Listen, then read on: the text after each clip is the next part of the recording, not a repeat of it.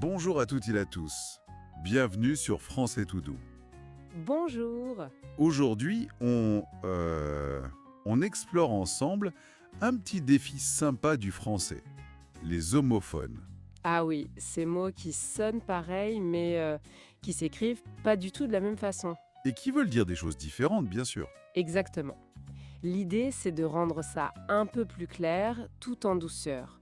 On va démystifier quelques pièges courants. Oui, même pour les francophones, c'est parfois source de confusion, hein. Alors, on essaye de clarifier tout ça avec des exemples simples. Parfait. On attaque avec un grand classique. Un groupe de 4. Vert, vert, vert, vert. Ah, celui-là. Un incontournable. Vraiment 4 mots pour une seule prononciation. C'est ça. Alors, on a vert, V-E-2-R-E. Oui, le récipient pour boire, ou bien la matière, le verre de la fenêtre par exemple. Ensuite, vert, V-E-R-T. Ça c'est la couleur, facile, comme un pulvère. Puis, vert, V-E-R-S. La préposition qui indique une direction ou une approximation. Je vais vers la gare ou vers midi. D'accord. Et le dernier, vert, V-E-R. Ben, le petit animal qui rampe, le ver de terre. C'est vrai que sans le contexte, juste à l'oral, allez, on imagine une petite scène, hein, dans un jardin, tiens. Bonne idée. Regarde, Paul, il y a un ver vert. Un verre vert, où ça? Il va vers où? Bah, il va vers les fraises, là. Passe-moi un verre vite pour le mettre dedans. Ok, je te passe un verre. Voilà, c'est typique. C'est excellent. On voit bien comment ça peut vite devenir compliqué. On dit parfois devenir chèvre, non? Quand on s'embrouille. Tout à fait. Ça rend chèvre. Mais bon, c'est aussi ça qui est amusant avec le français, ces jeux de mots possibles. Oui, les Français aiment bien jouer avec ça. Passons à un autre duo peut-être un peu plus fin. Compter et compter. Ah oui, là, l'orthographe, c'est vraiment la clé. C-O-M-P-T-R pour compter, Donc calculer, numéroter. ou aussi compter sur quelqu'un, c'est ça? Avoir confiance. Exactement.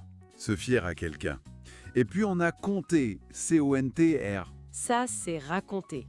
Une histoire, un conte de fées. C'est ça, raconter une histoire. On peut faire une petite scénette aussi. Allez. Dis, tu peux me conter une histoire ce soir? Oui, pourquoi pas, mais non, compte pas trop, hein, j'ai un peu sommeil. D'accord.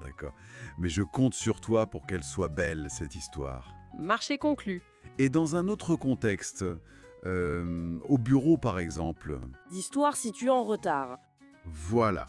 Faut pas confondre les contes, C-O-N-T-S, les histoires, Et les comptes, C-O-M-P-T-S, les calculs. Ou pire, les règlements de compte. Bon, dernier point pour aujourd'hui, un truc qui pose souvent problème à l'écrit, c'est et c'est. Ah, le cauchemar grammatical. Alors, c'est apostrophe E-S-T. Facile, c'est la contraction de cela est pour présenter quelque chose. C'est fini, c'est super. Tout à fait. Et c'est S apostrophe E-S-T, ça fait partie d'un verbe pronominal, au passé composé.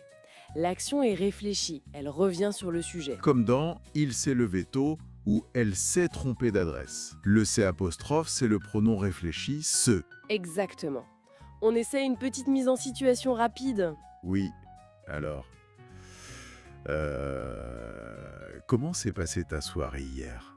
Oh, c'était super, vraiment. Mais je me suis couchée très tard. Du coup, c'est sûr, aujourd'hui, je vais être fatiguée. Parfait.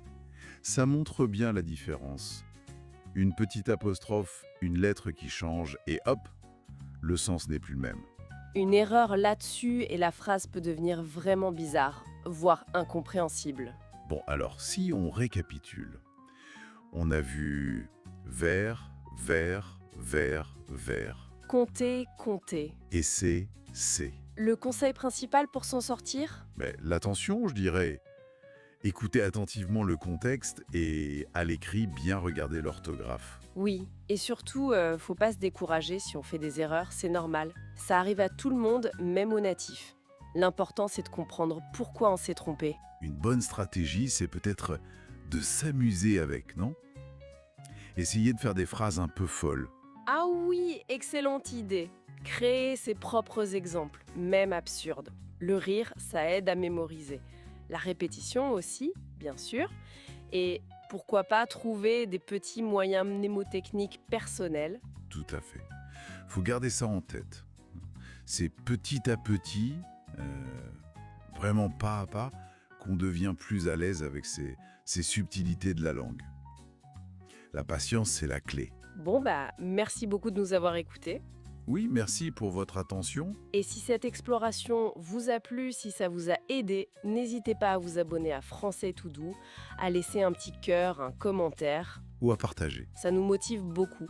Et envoyez-nous vos phrases les plus drôles ou inventives avec les homophones qu'on a vus. La créativité, c'est top pour apprendre. Absolument. Et pour finir avec un clin d'œil, si jamais vous croisez un verre vert qui va vers la gare avec un verre à la main, Eh bien, c'est sûr, vous êtes prêts pour toutes les aventures de la langue française, hein? exactement.